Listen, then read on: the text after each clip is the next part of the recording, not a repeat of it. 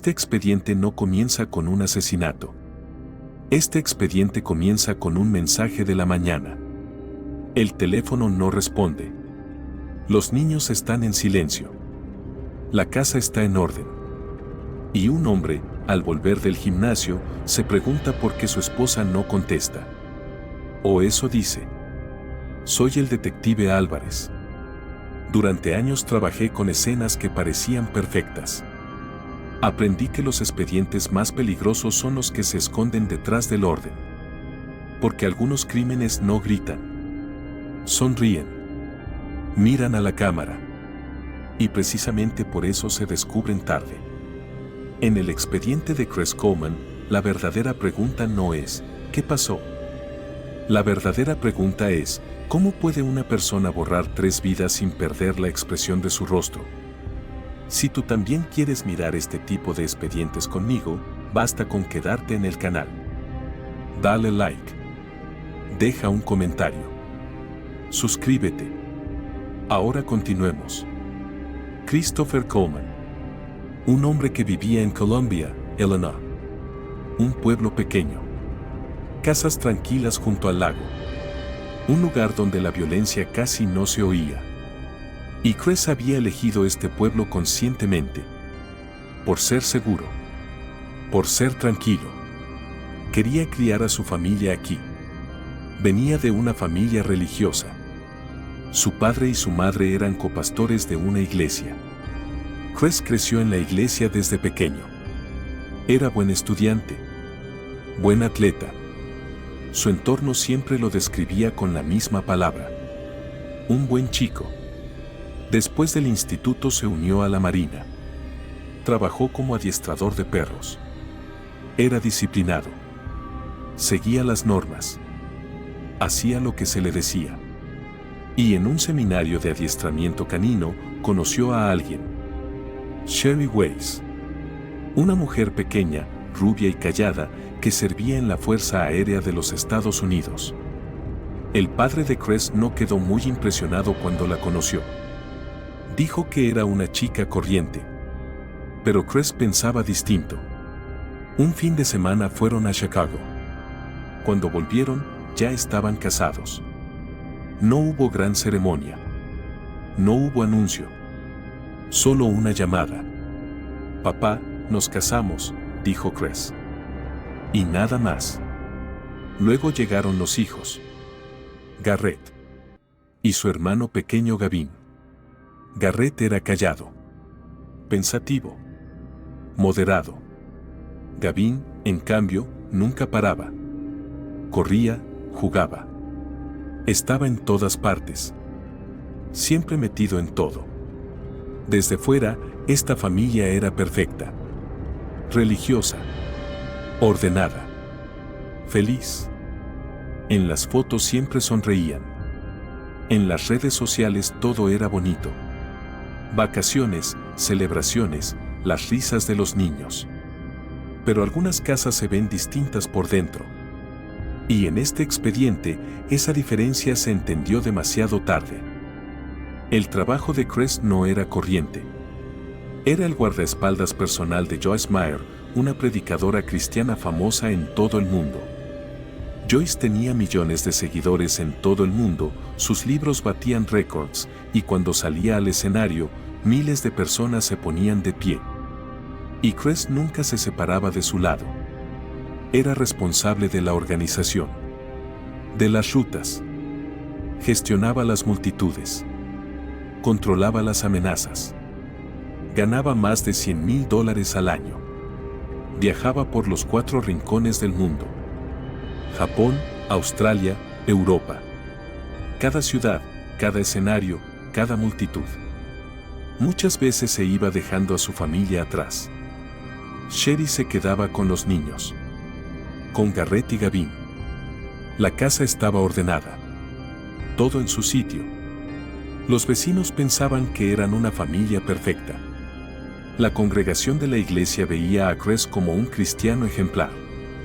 Su padre y su madre estaban orgullosos de su hijo.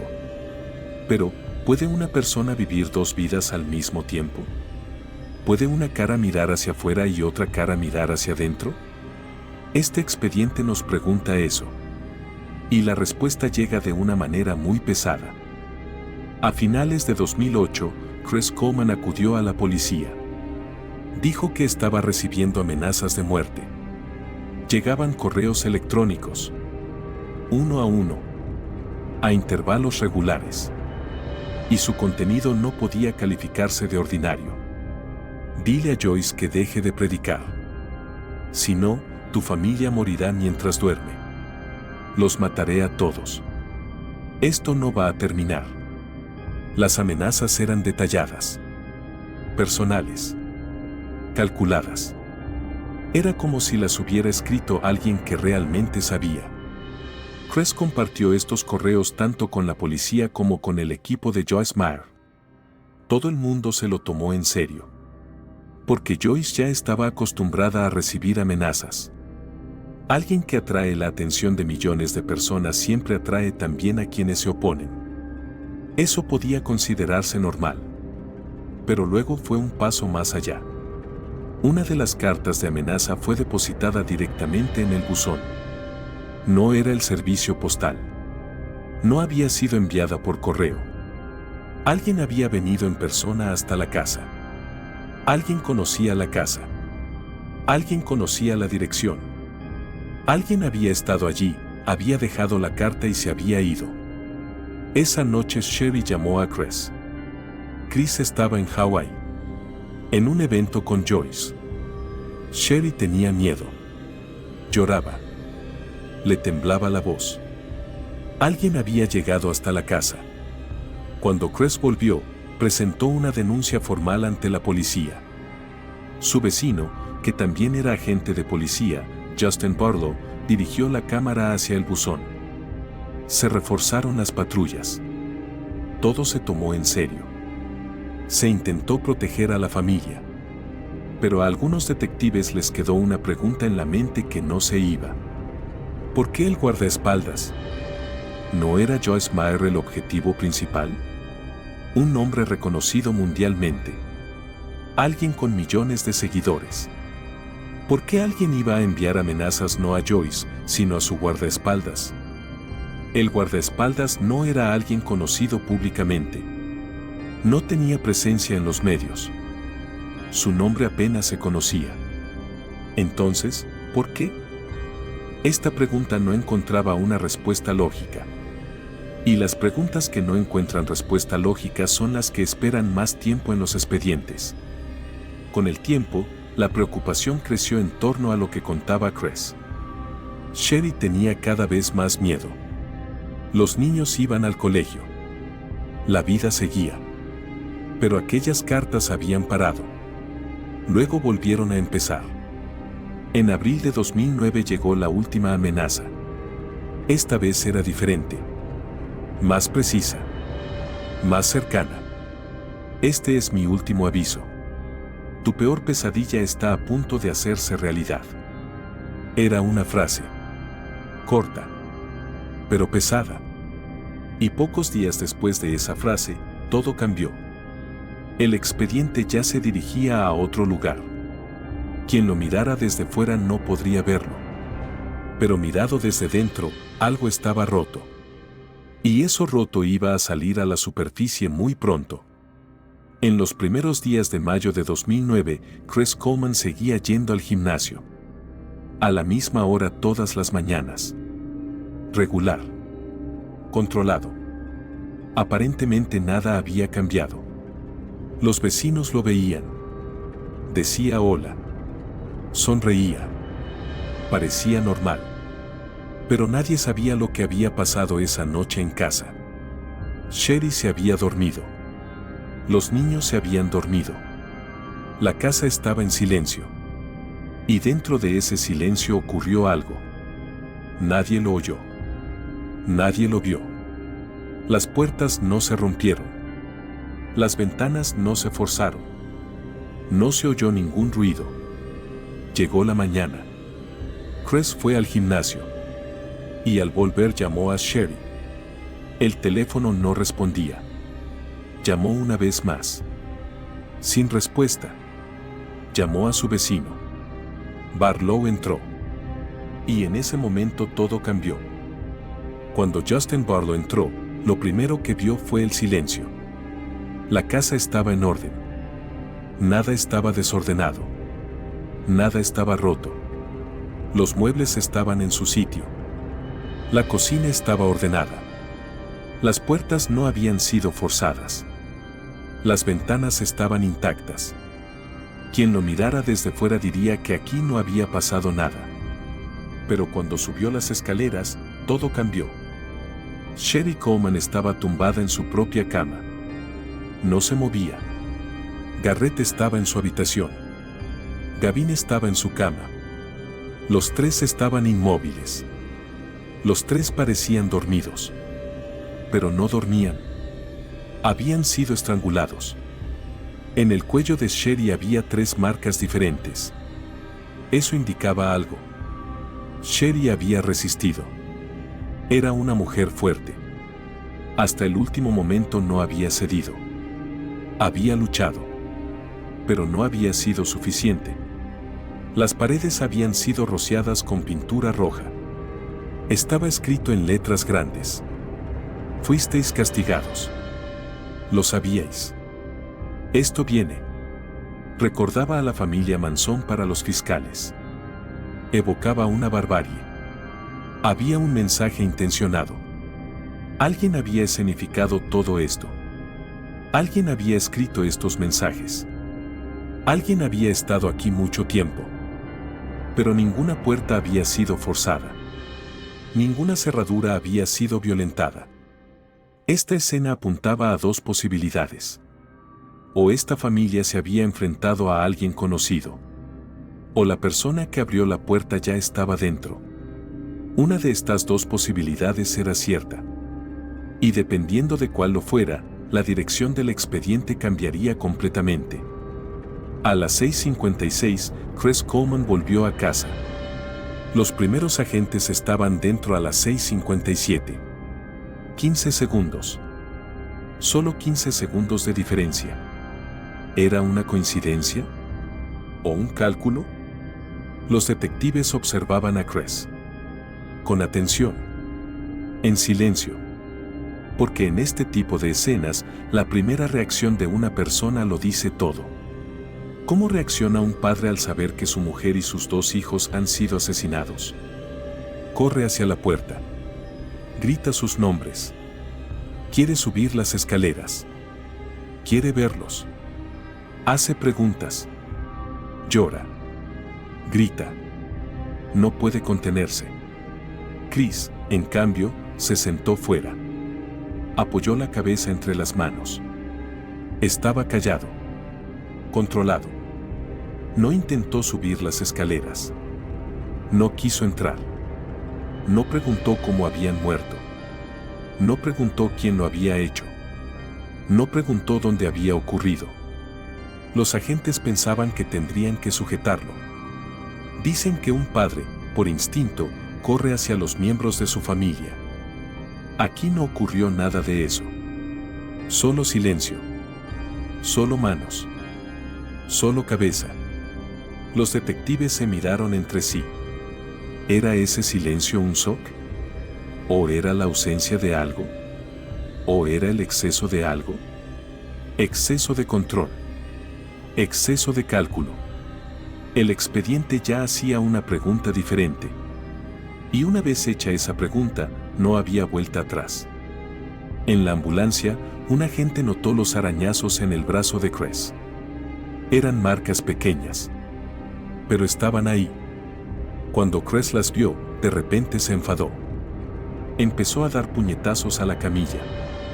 Era una reacción extraña. Inesperada. Porque hasta ese momento todo había sido controlado. Todo había sido tranquilo y medido. Pero cuando aparecieron esos arañazos, el equilibrio se rompió. Los detectives tomaron nota de ese momento. Cuando pasaron a la sala de interrogatorio, Cress se había calmado de nuevo. Se sentó frente a ellos. Las manos sobre la mesa. La voz en orden. Las frases ordenadas. Respondía a las preguntas con respuestas cortas. Sí. No. No sé. Los detectives preguntaron. ¿Cómo era vuestra relación con Sherry? Bien, dijo. ¿Todo estaba normal hasta que te fuiste? Sí, dijo. ¿A qué hora saliste de casa? A las 5:43, dijo. Recordaba esa hora. Con claridad. Sin dudarlo. Como si lo hubiera preparado de antemano. Y justo en ese momento, el informe del médico forense llegó a la mesa. Y todo cambió. El Dr. Michael Baden, ex jefe de medicina forense de Nueva York, alguien con décadas de experiencia, había examinado los informes de autopsia. Y su conclusión era clara. Sherry Coleman y sus 2 hijos habían fallecido antes de las 3 de la madrugada. Chris Coleman había salido de casa a las 5:43 de la mañana. La diferencia era de más de 2 horas. Es decir, cuando Chris salió de casa, su familia ya llevaba mucho tiempo muerta. Los cuerpos se habían enfriado. Se habían endurecido. Desde hacía horas. Cuando los agentes tocaron los cuerpos, lo sintieron. Este detalle no era pequeño. Este detalle lo cambiaba todo. Porque la teoría del amenazador que venía de fuera ya no funcionaba. Se revisaron las imágenes de las cámaras. Esa noche no había ningún movimiento frente a la casa. Nadie había llegado. Nadie se había ido. Las puertas no habían sido forzadas. Las cerraduras no habían sido violentadas. Así que o esta familia había abierto la puerta por voluntad propia, o había alguien dentro que tenía la llave para abrir esa puerta.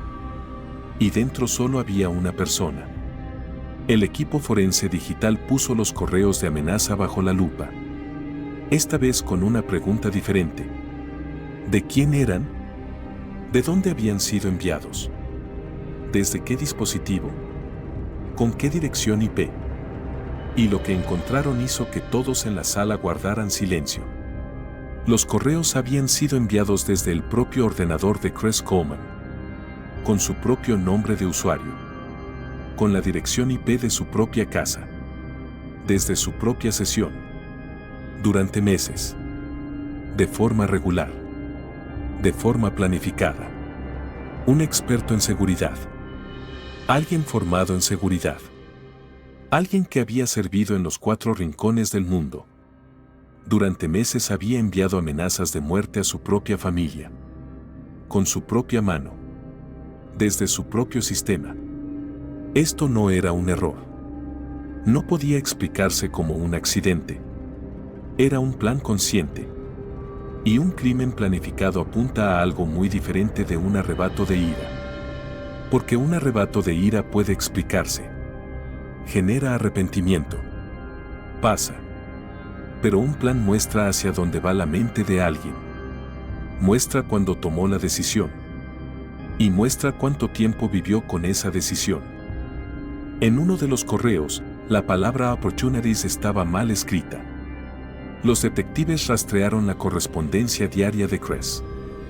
Y encontraron a la persona que escribía esa misma palabra con el mismo error. El propio Chris Coleman. El mismo error ortográfico. La misma palabra. En 2 documentos diferentes. Esto ya no era una coincidencia. En la sala de interrogatorio, los detectives preguntaron por un nombre. Tara. En el rostro de Chris cambió algo pequeño. Quizás no se notaba. Quizás sí. Pero en los expedientes, los pequeños cambios llevan grandes direcciones. Y ese cambio abría la parte más pesada del expediente. Chris admitió que conocía a Tara. Dijo que era solo una amiga. Una amiga cercana. Pero los detectives ya lo sabían todo. En el ordenador estaba todo. Había vídeos. Había fotos. Había mensajes. Cientos de mensajes. Meses de conversaciones. Y dentro de esos mensajes había algo que hizo que la sala se quedara en silencio. Un nombre de bebé. Zoe. Chris y Tara habían planeado tener un hijo juntos. Incluso habían puesto el nombre. Las medidas de Tara estaban guardadas en el ordenador de Chris. Se había anotado su talla de anillo. Se habían hecho planes de boda. Se le había prometido algo a Tara. Le había dicho que pronto sería libre. Le había dicho que pronto todo cambiaría. ¿Y quién era Tara?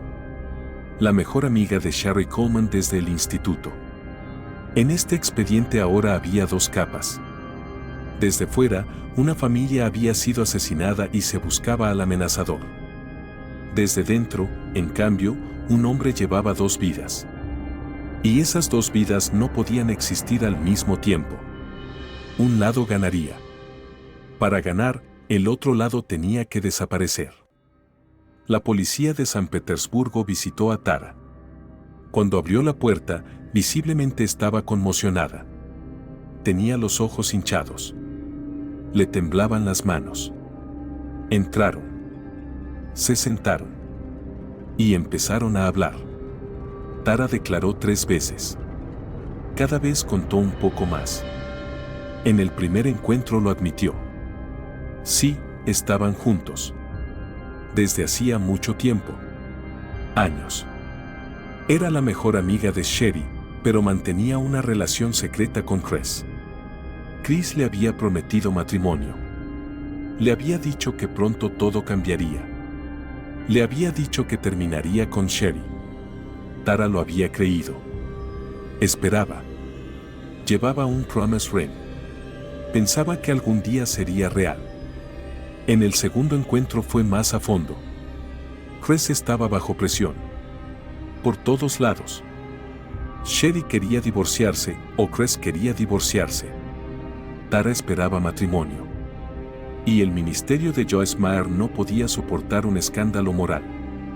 Quizás un guardaespaldas divorciado podía aceptarse. ¿Pero alguien que engañaba? ¿Alguien que tenía una relación con la mejor amiga de su esposa? Eso era diferente. Eso podía acabar con todo. Chris estaba atrapado. Las paredes se cerraban por todos lados. Y una persona atrapada o se rinde o busca una salida. Chris buscó una salida. Y la salida que encontró era la más pesada.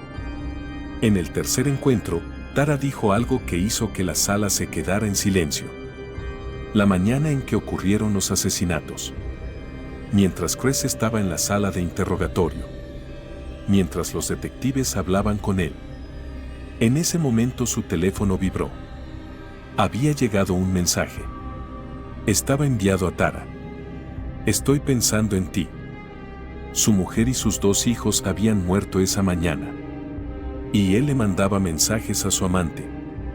Desde la sala de interrogatorio. Mientras hablaba con los detectives. Cuando comenzó el juicio, todo estaba sobre la mesa. Los correos habían sido enviados desde su propio ordenador. El bote de pintura lo había comprado él mismo 3 meses antes. El ticket estaba en la caja. Los cuerpos se habían enfriado horas antes. Las marcas en el cuello de Sherry demostraban que había opuesto resistencia. Tara subió al estrado. El promise ring seguía en su dedo. Joyce Meyer declaró. El divorcio por sí solo no era motivo de despido, dijo.